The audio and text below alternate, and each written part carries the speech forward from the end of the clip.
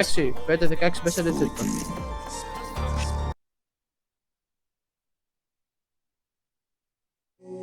Πες λίγο support, bro. Οι φωνές της γυναίκας θα σταματήσουν.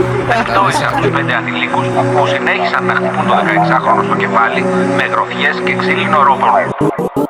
Ξέρω σε κάθε γειτονιά ποιος κάνει τα λαβέρι. Ο ψήλος δεν πάει καλά, θα σου κολλήσει το μαχαίρι. Κάτω από το σπίτι του περιμένει καρτέρι. Σκηνικά γίνονται έξω κάθε μέρα μεσημέρι. 50 κατά πιάνω, τα κάνω βεντάλια. Γίνεται σκηνικό, μας δείχνουνε στα κανάλια. Τον αδερφούλη μου το έχω σαν μπουργού μια εβδομάδα. Ξέρω γυφτούς που κάρουν σπίτι σου παίρνουν τα πάντα. Αν μιλάει πολύ ο βλάκας τότε τρώει σαπαλάχ. Φίλος μου στην Αγγλία κλαδεύει ενώ μιλάμε καν.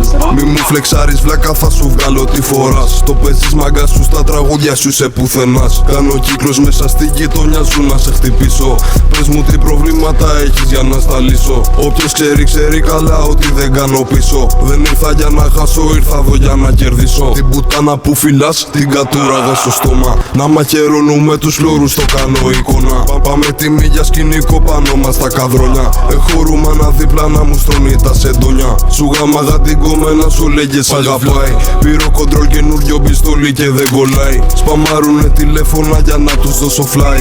Μικρός κάνει τα λαβέρι να έχει για να φάει. Παίρνω δικηγόρο άμα γίνει μαλακία. Ήμουν με μια πουτάνα και βυζάρες απ' τη μία.